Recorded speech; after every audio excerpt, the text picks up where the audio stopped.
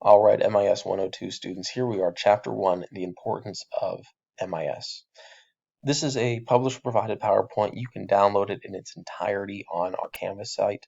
This is an abridged version that just touches over some of the key topics. This is not a substitute from downloading the PowerPoint in its entirety and looking it over. So let's jump right into it. Why is Introduction to MIS, or in this case, MIS 102, the most important class in the business school? That's a loaded statement, and I'll even expand it. Why is this going to be one of the most important classes you take? No matter what your major is, health science, business, English, humanities, you're going to be working with technology. Technology is going to make your job easier. It's going to apply to everything you do. We're still in a digital revolution. Technology is always advancing. It's always getting better, and it's always being absorbed into more parts of our daily life. You really need to understand what's going on out there because it's going to affect your careers. We got some forces that change technology, and we've got different laws just like everything else. And I'm sure you're familiar with Moore's Law or has at least heard of it. The textbook definition is the number of transistors per square inch in an integrated chip double every 18 months. What does that really mean? Computers are getting faster, all right? The cost of data processing is approaching zero. The cost of storing data is approaching zero. This is why cloud computing is becoming so prevalent. Many businesses don't have servers on site anymore. The company I work for, we don't even have an IT staff anymore. All of our data processing, all of our storage is off-site on the cloud. It's becoming so cheap cheap and reliable that there's no need to have it on site anymore. That is more costly than cloud computing. So how will MIS affect me? Well, let's look at Bell's Law. Today's highly successful businesses could be bankrupt quickly because technology changed and it didn't. Let's look at Blockbuster. There was a time where if you wanted to watch a video at home, you'd have to go to a store, look through the aisles, pick the video up, rent it, take it home, have 3 to 4 days to watch it, and you'd have to go return it. Blockbuster dominated the home rental business. In 2004, Blockbuster had $5.9 billion in revenue. 6 years later, they went bankrupt. Why? Netflix came on the scene. From day one, Netflix innovated home rental. Initially, you'd go to the Netflix website, you would pick the movies you want, and they would mail you the DVD, and you'd mail it back. Done. That was it. That alone was revolutionary. But Netflix realized that broadband internet is becoming more and more accessible to everybody. The computers that they use are more powerful than ever. Let's not give them physical media anymore. Let's just stream it. This allowed consumers to watch videos when they wanted, where they wanted. This was a groundbreaking revolution in video rental. This was something that Blockbuster did not anticipate and was slow to change. Blockbuster filed for bankruptcy because they could not change with technology. Hey, bottom line of this course, you need to be aware that MIS is taking everything over. You need to have the background needed to assess, evaluate, and apply emerging information system technologies to businesses, and I'll even expand that to your personal life. But what is MIS? What is Management Information System? Well, we got some key elements. We got to manage and use these systems. We have the information systems themselves. And I think this is the broadest part because that could be almost anything. That could be an access database. That could be an online program or an offline program you're using. Anything you interact with. If you worked at a supermarket, your cash register system, that's an information system. Facebook is an information system. Information systems are everywhere. But a common theme is the 5-component framework. This is the backbone of information systems. So let's look at something that all of you are probably familiar with. ATMs. You walk up to the machine itself, that's your hardware. You have an interface system, your touch screen typically, or some buttons. You have the slot to put your card in. That is the hardware of the system. That's just the hardware you interact with.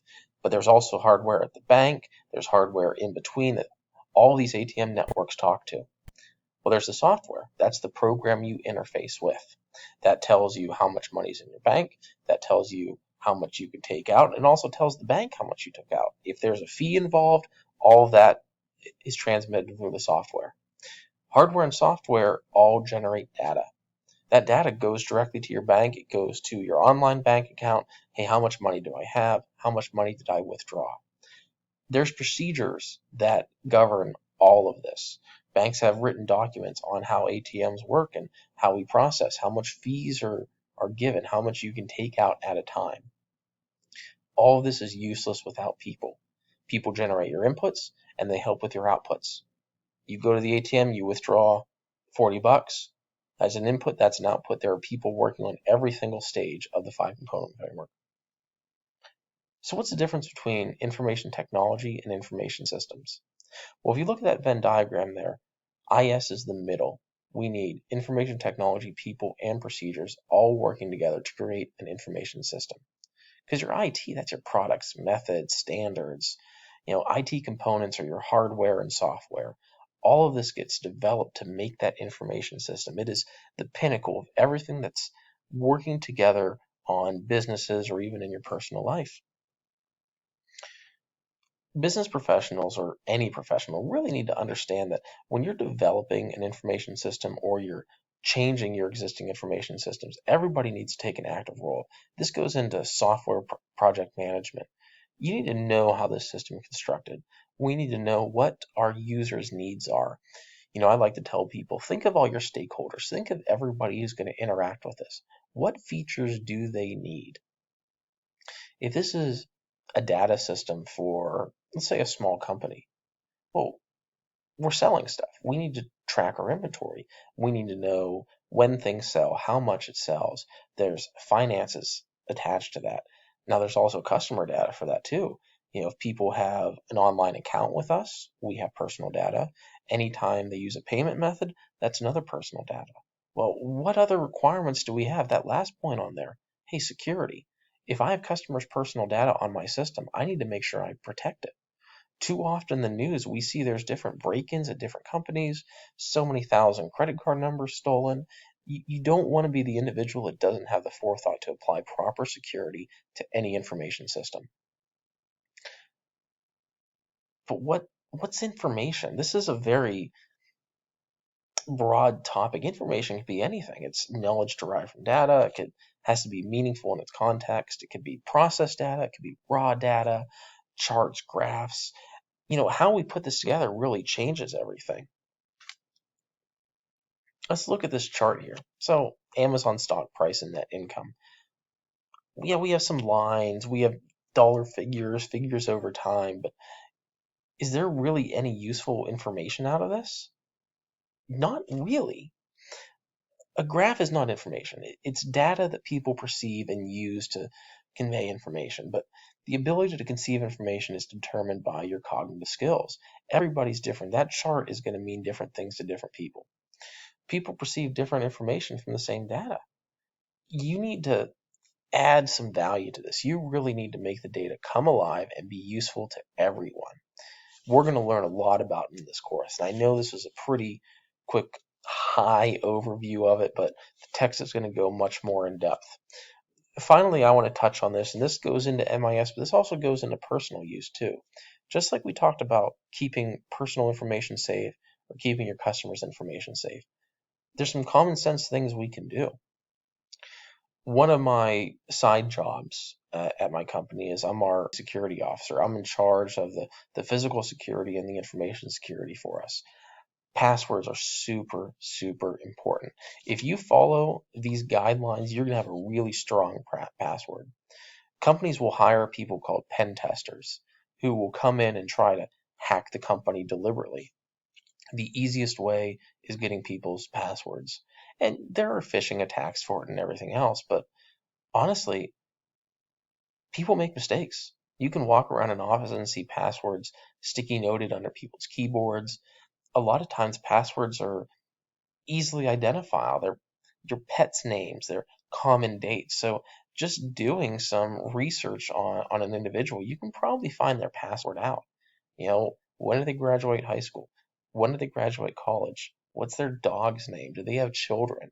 You can put all of this into a brute force dictionary and brute force the password. And what that means is A software would just randomly generate different passwords based on an algorithm you get it and keep logging in to try to get through. Never write down your password. Never ask somebody for the password, and never give your password to somebody. Companies are never going to email you and say, hey, change your password. That's not going to happen. And out of professional practice and common courtesy, do the little do-si-do move. If you're next to somebody who has to type in a password, look away. Let's be professional. All right, guys, hey, let's move on. Finish your assignments for this week. If you have any questions, please reach out to me and let me know. Best of luck.